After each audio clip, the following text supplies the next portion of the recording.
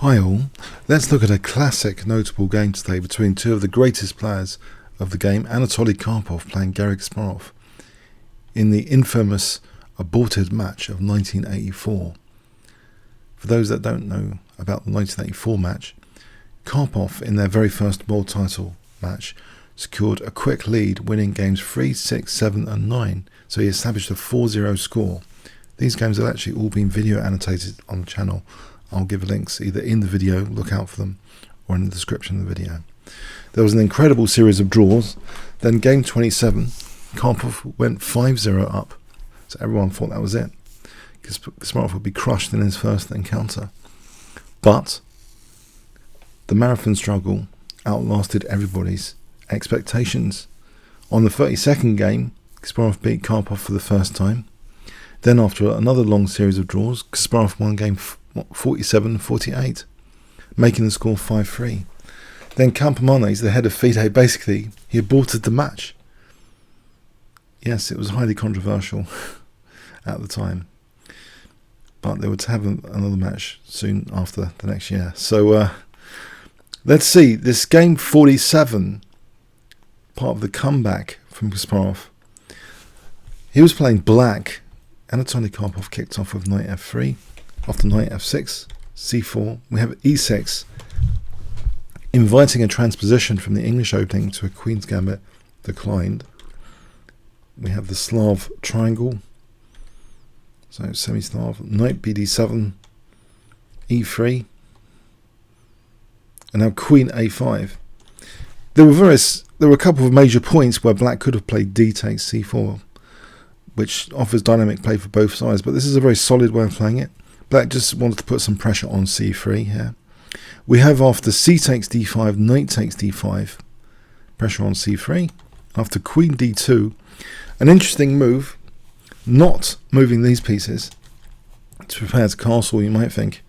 Maybe that's useful, but knight 7 to b6. And this echoes actually c3 torture. Nevertheless, it seems as though in this position, white should continue just casually as though it's not a major idea to take and then say knight d5 or knight a4. For example, bishop d3 isn't such a bad move. Under knight takes, knight d5, white can actually potentially ignore this, simply ignore this, even just castle. This is like dynamic play for white. This position here is quite dynamic and aggressive. But Karpov maybe didn't want to sack a pawn for unclear compensation. He likes clarity. He actually played knight takes d5. And there's a slight drawback. The king, well, the simplification gives black nothing to fear after knight takes d2. And after e takes d5, yeah, the bishop's opened up. So bishop f5 is now going to be a very comfortable diagonal for the bishop. That stopped.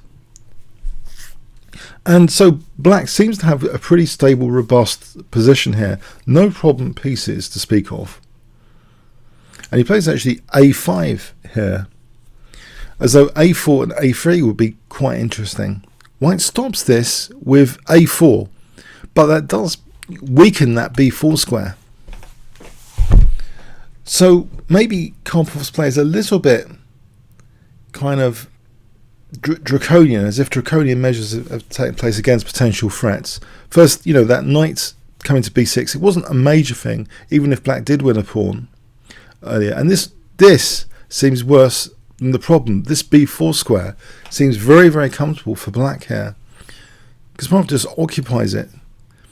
And he's also basically forfeited white's casting rights for a moment. He can't lose that piece on d2. We have king e2. Now, one slight snag with this is that black can now play a check after f3, bishop h5, rerouting this bishop to try and keep the king in the centre if he can take on d3. That would be very interesting. The king is quite vulnerable and useful potentially tactically to black. We have now h4. White with h4 is also kind of hemming in this bishop. No reverse gear for the bishop. Black castles. And then we have g4. So bishop g6. b3 now is played. Kasparov snaps off the light square bishop. So you see the king in the center is one small kind of potential issue, and this bishop a little bit blocked in at the moment by 2 pawns, reducing the reverse gear potential. Now we have rook fe8 here, putting some pressure on e3. Rook ac1, as though c5 is being discouraged. But in fact, there's a brilliant move played here by black, which kind of helps liberate the position. It's not as clear-cut as things might seem in this position.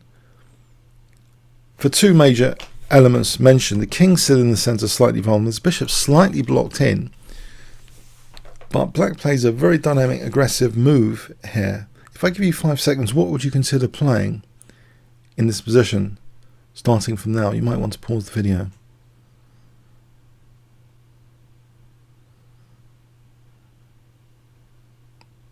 Okay, c5. Even though that seems to be covered, temporary pawn sack here to try and destabilize white's central control. White ignores it. If he did take the pawn, he played actually bishop f4.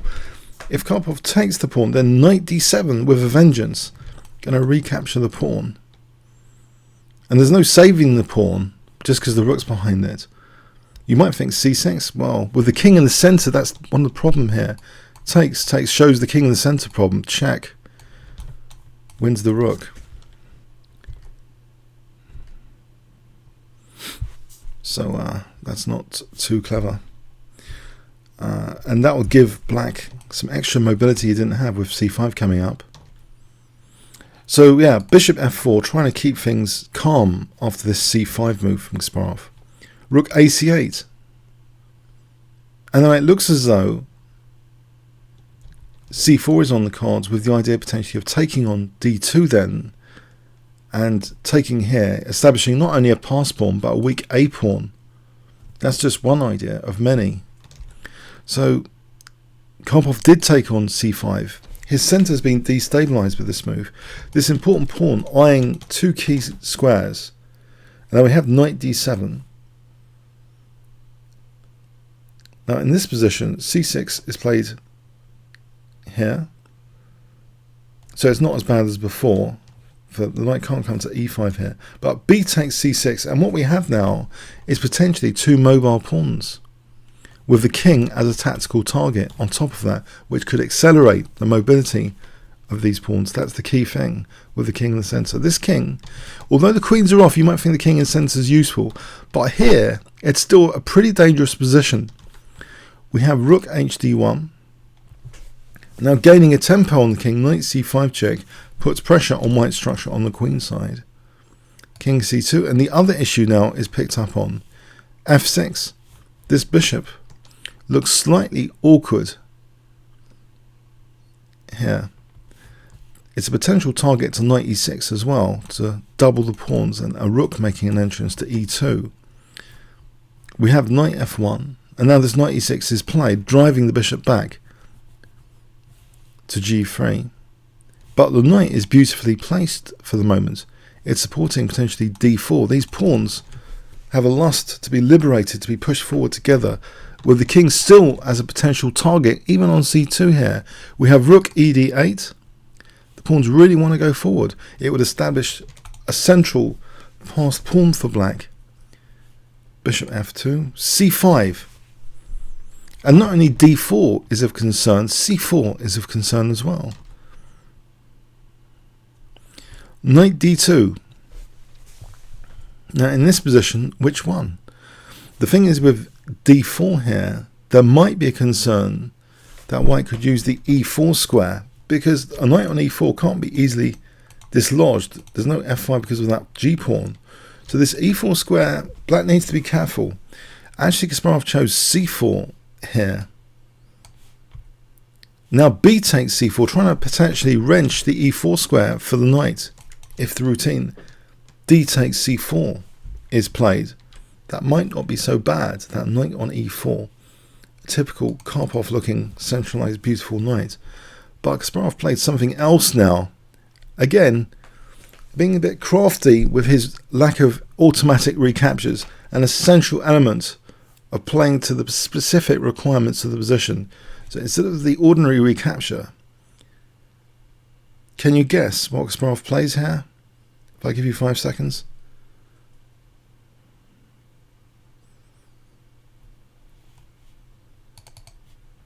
Yes, knight c5, hitting a4. d4 would still give up that e4 square potentially, so just knight c5 hitting a4 is a vulnerable pawn on a4. And with the king there, white's not in a position really to want to unleash a check. So the king is uncomfortable here. We have e4.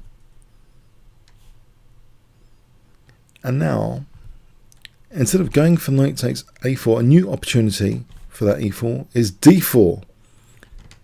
And d3 is of great significance. Again, because the king's in the center, it's the mobility of the pawns has been tied up with king safety, and also earlier with some tempo gains on this bishop, which helped the knight. So the pawns have been helped by two major elements of white's position,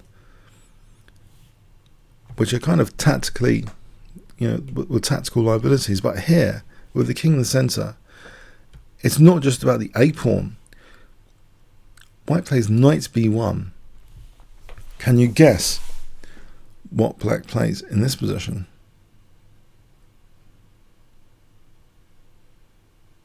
Okay. Black switches not to the a pawn, but to play d3 check here. The king has hardly any squares. It's cut off from this diagonal, cut off from b3. Has to go to b2. And now, it's very tempting to take on a4. But what did Kasparov play? If I give you 5 seconds, starting from now.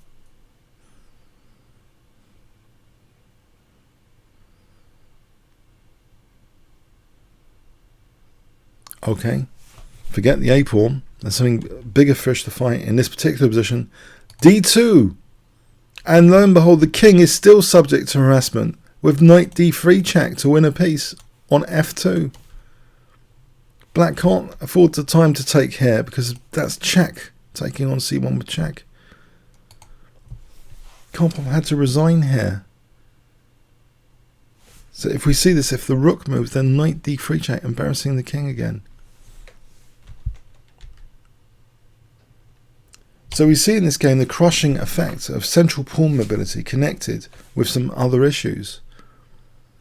From the opening, it seems Karpov didn't want to be a pawn down or to allow his pawns to be shattered if he had to humbly protect a c3 pawn. So the Cambridge Springs did a kind of effect that the middle game had the king in the center eventually, with white having some weaknesses. Kasparov's a5 as though a4 and a3 was probably a serious threat to consider, but weakening the b4 square seems to give black something which he made use of greatly, that b4 square later on in the game. But this bishop swinging like this created some pawn commitments on this side of the board which kind of interfered with the dark square bishop. And it seems after the opening there were two remnant issues, the king in the center and this slightly vulnerable bishop with its own pawns not able to move so freely. And in particular it was the king in the center combined with this knight getting activated from that bishop that made these central pass pawns kind of explode with deadly effect in this game. And it's the unfortunate bishop is actually marrying with the other issue. The king issue is marrying with the bishop issue for the final knight d3, which would be just winning material decisively. So both those issues echoed basically in the final position. So a very interesting outing for the Cambridge Springs. Do you think Karpov was very, very tired in this game? Did it deserve the match to be later aborted very shortly after game 48? What I'd like to show you is game 48 soon. So that might be the next notable game. You never know. I hope you got something from this game. Comments or questions on YouTube. Thanks very much.